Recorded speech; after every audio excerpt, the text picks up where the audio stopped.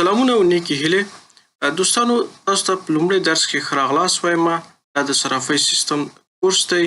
په دې کې به موږ مکمل سیستم د صرافۍ دپاره جوړوو او په دې درس کې به لومړی موږ ځینې هغه ریکوایرمنټس چې دي هغه به موږ تشریح کړو.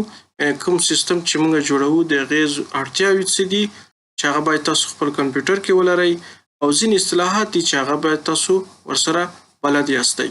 لومړی باید زه چې خپل کمپیوټر کې باید اکسل ولرم او د اکسل کم ورژن ولرم، نو د اکسل ورژن باید تاسو لوړ ولرئ، 2019 نه پورته.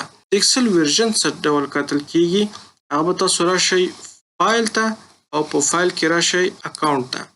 اکاونټ باندې چې کلیک وکړو، دلته تاسو وګورئ چې مایکروسافټ افیس LTSC پروفیشنل پلاس 2024 دا یې پروا نه کوي چې دلته پروفیشنل لیکل شوی یا بل څه، خو دلته باید تاسو وګورئ چې زما کوم ورژن یا نسخه چې ده هغه 2024 ده.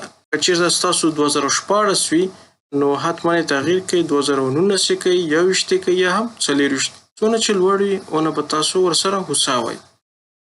بل دا کورس چې دی دا داسې دی چې د هغه چا دپاره دی چې اکسل یو څه نه څه بلد وي، په متوسطه شکل باندې یو څه بلد وي او غواړي دا سیستم زده کړي.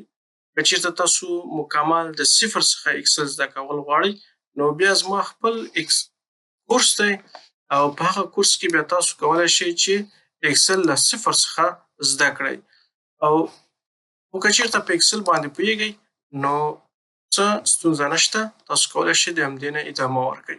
نو که چېرته ستاسو اکسل 2014 وي حتما اپګریډ یې کړئ، 2021 یا 24 ورته انسټال کړئ، تر څو دې کې چې کوم موږ فنکشنونه او فورمولې کاروو هغه هم ستاسو کمپیوټر کې کار وکړي.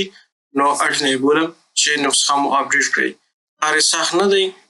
خپل ښار کې د کمپیوټر یا د فوټوکاپۍ دکان ته ورشئ او هغه نه پوښتنه وکړئ چې دوی 2024 یا 21 ورژن لري او که نه، که لري ورته ووایئ چې انسټال یې کړئ او ګټه ترې واخلئ.